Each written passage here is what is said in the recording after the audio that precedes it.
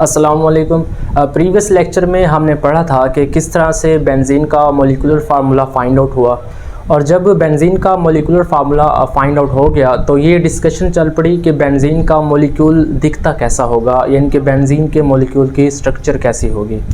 तो पहले बेंजीन के मॉलिक्यूल की कुछ पॉसिबल ओपन चेन स्ट्रक्चर्स बनाई गई, और जब बाद में कुछ मॉडर्न रिसर्चेज हुई तो मॉडर्न रिसर्चेज ने उस ओपन चेन स्ट्रक्चर को रिजेक्ट कर दिया। अब किस बुनियाद पर बेंजीन की ओपन चेन स्ट्रक्चर्स को रिजेक्ट किया गया, तो आज के लेक्चर में हम उन आर्गूमेंट्स को, उन लॉजिक्स को पढ़ेंगे। तो स्टार्ट में हमारे पास बेंजीन की मैंने एक ओपन चेन स्ट्रक्चर ड्रॉ की हुई है। तो इसमें अगर हम कार्बन्स को नंबरिंग दें तो कार्बन नंबर 1, 2, 3, 4, 5, 6। अब यहाँ पर जो हमारे पास डबल बॉन्ड है वो कार्बन नंबर 1 और 2 के दरमियान में आ रहा है। तो हमारे पास एक रूल होता है, ये नेक्स्ट चैप्टर्स में हम पढ़ेंगे। तो जिस कार्बन को स्मॉल नंबर आ रहा होता है तो उस कार्बन को, उस स्मॉल नंबर को हम पहले मेंशन करते हैं। तो ये हमारे पास कार्बन नंबर 1 हो गया। अब इधर कार्बन नंबर 5 और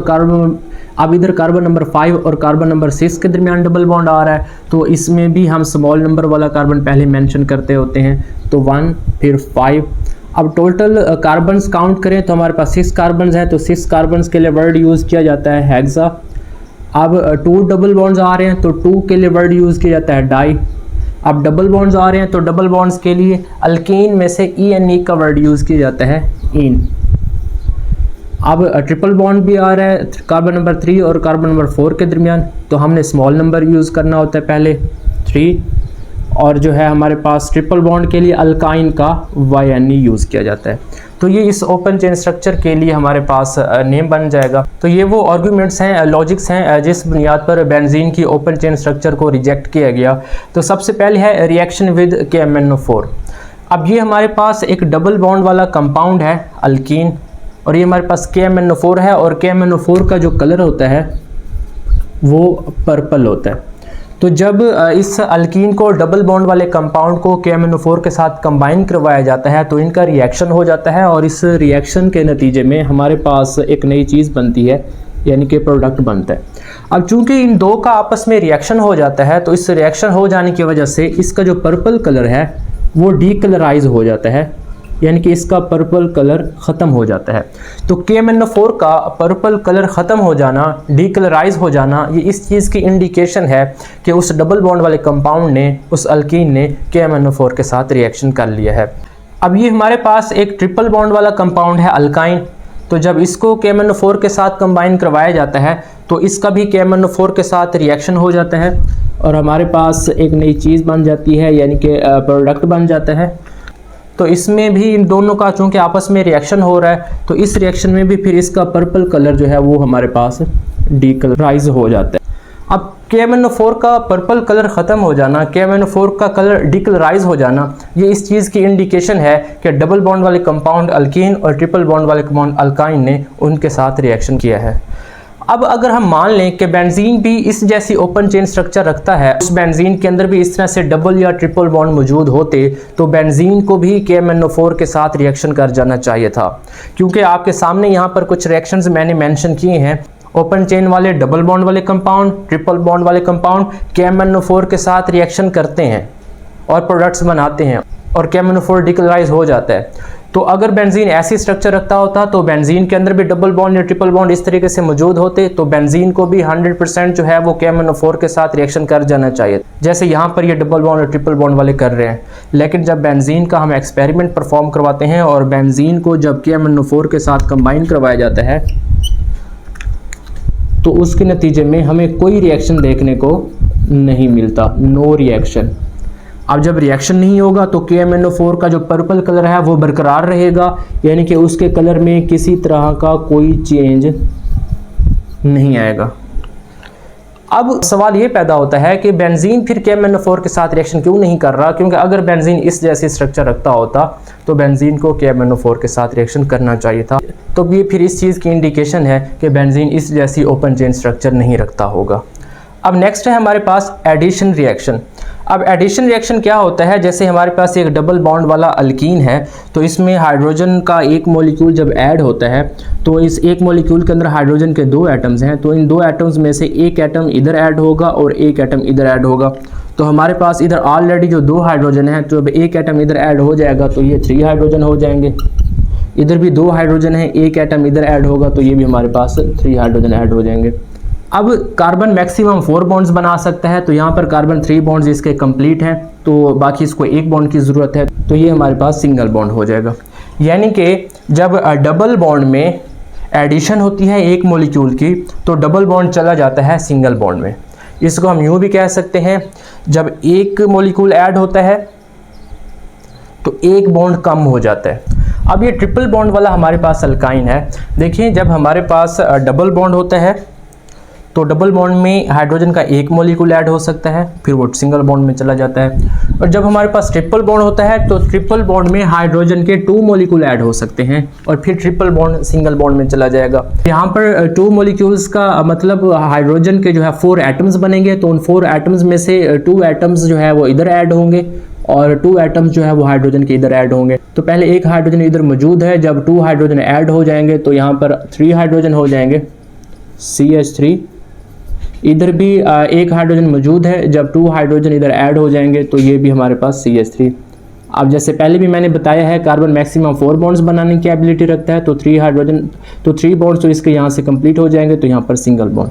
तो इस तरह के रिएक्शंस को हम एडिशन रिएक्शंस बोलते हैं, जिसमें जब एक चीज़ का दूसरी चीज़ के साथ रिएक्शन करवाते हैं तो उस चीज़ के एटम्स या ग्रुप्स जो है वो उस चीज़ के अंदर ऐड हो जाते हैं, उस चीज़ में से कोई चीज़ रिमूव नहीं होती। अब यहाँ पर एक और पॉइंट भी मैं आपको समझा दूँ। जैसे मैंने यहाँ पर पहले भी बताया है कि जब एक बॉन्ड ख़त्म होगा तो एक मॉलिक्यूल ऐड होता है, और देखें जब 2 बॉन्ड ख़त्म हो रहे हैं तो 2 मॉलिक्यूल ऐड हो रहे हैं। इस एक बॉन्ड को ख़त्म करने के लिए एक मॉलिक्यूल ऐड होगा, फिर इस एक बॉन्ड को ख़त्म करने के लिए एक और मॉलिक्यूल ऐड होगा, यानी कि 2 बॉन्ड्स ख़त्म होंगे तो 2 मॉलिक्यूल ऐड होंगे। अब यहाँ पर एक बात बड़े गौर से समझने की ज़रूरत है, वो ये कि अगर हम मान लें बेंजीन ऐसी ओपन चेन स्ट्रक्चर रखता होता तो इसके एक मॉलिक्यूल में हाइड्रोजन के कितने मॉलिक्यूल ऐड हो सकते हैं। तो इस एक बॉन्ड को ख़त्म करने के लिए हाइड्रोजन का एक मॉलिक्यूल ऐड होगा, जैसे मैंने यहाँ पर बताया है, एक बॉन्ड ख़त्म करने के लिए एक मॉलिक्यूल ऐड होता है। अब इस एक बॉन्ड को ख़त्म करने के लिए हाइड्रोजन का एक और मॉलिक्यूल ऐड होगा, तो एक यहाँ पर यूज़ हो गया हाइड्रोजन का मॉलिक्यूल, एक हाइड्रोजन का मॉलिक्यूल यहाँ पर यूज़ हो गया, तो टोटल 2 हाइड्रोजन के मॉलिक्यूल यूज़ हो गए। इस एक बॉन्ड को ख़त्म करने के लिए एक और हाइड्रोजन का मॉलिक्यूल यूज़ होगा, तो 3 हाइड्रोजन के मॉलिक्यूल हो, और इस एक बॉन्ड को ख़त्म करने के लिए भी एक हाइड्रोजन का और मॉलिक्यूल यूज़ होगा, तो 4 हाइड्रोजन के मॉलिक्यूल्स हो गए, और फिर सभी बॉन्ड जो है वो सिंगल हो जाएंगे। तो मतलब इसके एक मॉलिक्यूल में 4 हाइड्रोजन के मॉलिक्यूल्स ऐड हो सकते हैं। जबकि हम बेंजीन का जब एक्सपेरिमेंट करवाते हैं और इसमें हाइड्रोजन के मॉलिक्यूल्स ऐड करते हैं, तो बेंजीन के एक मॉलिक्यूल में हाइड्रोजन के 3 मॉलिक्यूल्स ऐड हो सकते हैं। जी, ये बात बड़ी हैरानकुन है कि जब हम बेंजीन का एक्सपेरिमेंट करवाते हैं तो बेंजीन के एक मॉलिक्यूल में हाइड्रोजन के 3 मॉलिक्यूल्स ऐड होते हैं, जबकि अगर बेंजीन ऐसी ओपन चेन स्ट्रक्चर रखता होता, इस तरीके से डबल बॉन्ड या ट्रिपल बॉन्ड मौजूद होते, तो मैंने जैसे यहाँ पर पहले आपको समझाया है, तो यहाँ पर तो हाइड्रोजन के 4 मॉलिक्यूल्स ऐड हो जाने चाहिए थे, जबकि एक्सपेरिमेंटल डाटा हमें ये बताता है कि बेंजीन के एक मॉलिक्यूल में हाइड्रोजन के 3 मॉलिक्यूल्स ऐड हो सकते हैं।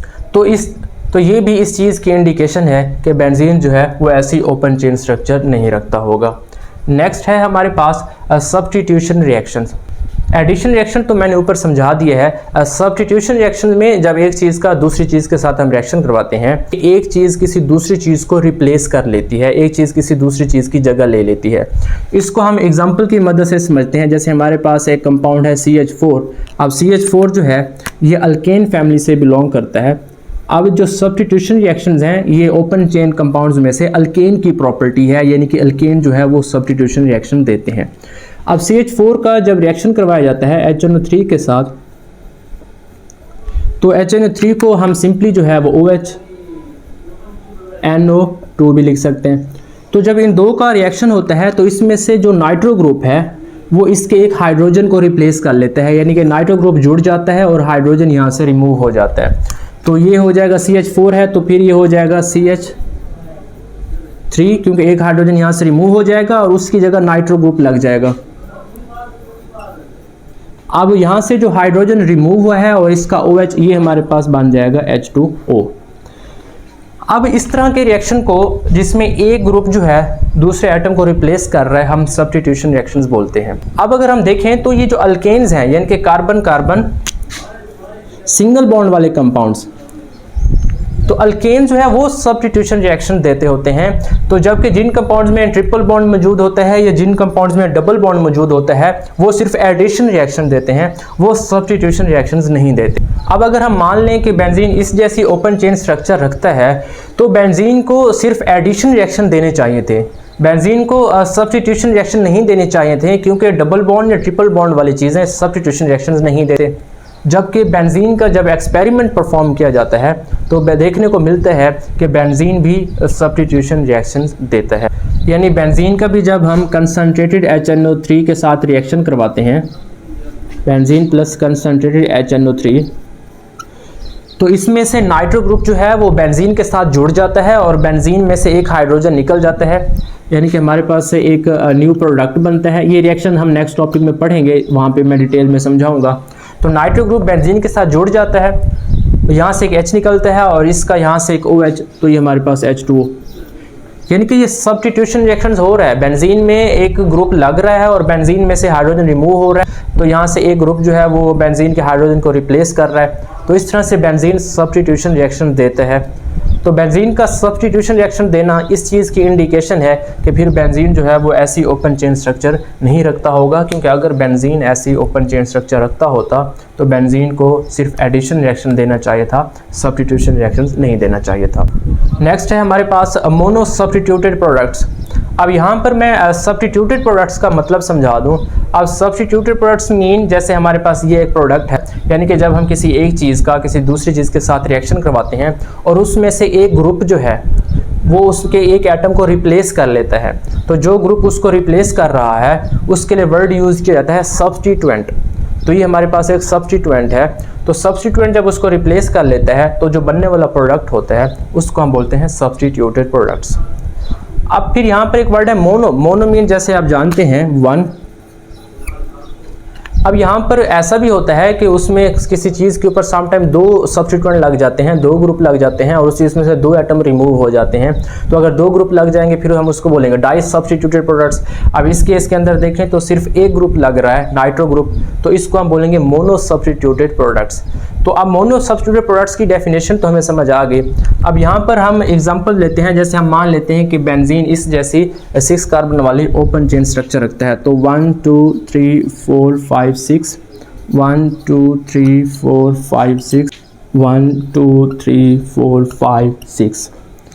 अब इसको हम नंबरिंग दे देते हैं 1 2 3 4 5 6, 1 2 3 4 5 6, 1 2 3 4 5 6। अब इसमें हम डिफरेंट पोजीशंस के ऊपर हैलोजन लगा लेते हैं। हैलोजन की जगह हम कोई ग्रुप भी लगा सकते हैं, हम एक्स भी मेंशन कर सकते हैं, एक्स में कोई ग्रुप भी हो सकता है, लेकिन मैं यहाँ पर हैलोजन लगा रहा हूँ, यानी कि क्लोरीन हो गया। ये कार्बन नंबर 1 के ऊपर लगा रहा हूँ, इधर कार्बन नंबर 2 के ऊपर लगा रहा हूँ और इधर कार्बन नंबर 3 के ऊपर लगा रहा हूँ। तो हम इस 6 कार्बन वाली ओपन चेन में सिर्फ 3 पोजीशंस के ऊपर ही हैलोजन लगा सकते हैं। उसकी वजह ये है, अगर आप कहें सर मैं 6 पर लगा दूं, तो अगर आप 6 पर लगाएंगे हैलोजन तो फिर आपको काउंटिंग उधर से स्टार्ट करनी पड़ जाएगी, तो वो 1 हो जाएगा, क्योंकि जो है काउंटिंग करते हुए जहाँ हैलोजन लगा होता है उसको छोटा नंबर आना चाहिए। तो अगर आप कहें सर मैं 5 पर लगा दूँ, तो एक्चुअली वो 5 का नहीं होगा, वो फिर काउंटिंग उधर से स्टार्ट करेंगे तो फिर उस कार्बन को 2 नंबर आएगा, तो वो 2 वाला होगा, तो 2 वाला भी हमने बना लिया है। और अगर आप कहें सर हम 4 पर लगा लें, तो वो 4 वाला नहीं होगा, तो काउंटिंग इधर से स्टार्ट करनी पड़ेगी, तो वो 3 वाला हो जाएगा, तो 3 वाला तो हमने बनाया हुआ है। तो इस ओपन चेन स्ट्रक्चर में 6 कार्बन वाली में 3 पोजीशंस के ऊपर हैलोजन लग सकता है। जब डिफरेंट कार्बन्स के ऊपर हैलोजन लग जाते हैं तो उन बनने वाले मोनो सब्स्टिट्यूटेड प्रोडक्ट्स की जो प्रॉपर्टीज़ हैं वो भी एक दूसरे से डिफरेंट होती हैं। तो इस तरह से अगर बेंजीन ओपन चेन रखता होता 6 कार्बन वाले, तो उसको इस तरह 3 type of mono substituted products देने चाहिए थे। लेकिन जब हम एक्सपेरिमेंट परफॉर्म करते हैं, अगर बेंजीन में किसी भी कार्बन के ऊपर एक हैलोजन लग जाए तो जो बनने वाले मोनो सब्स्टिट्यूटेड प्रोडक्ट्स होते हैं उन सभी की प्रॉपर्टीज़ आपस में सेम होती हैं। जबकि ओपन चेन स्ट्रक्चर के साथ ये पॉसिबल नहीं है, क्योंकि ओपन चेन स्ट्रक्चर में जब डिफरेंट कार्बन के ऊपर हाइड्रोजन लगता है तो बनने वाले मोनो सब्स्टिट्यूटेड प्रोडक्ट्स की प्रॉपर्टीज डिफरेंट होती हैं।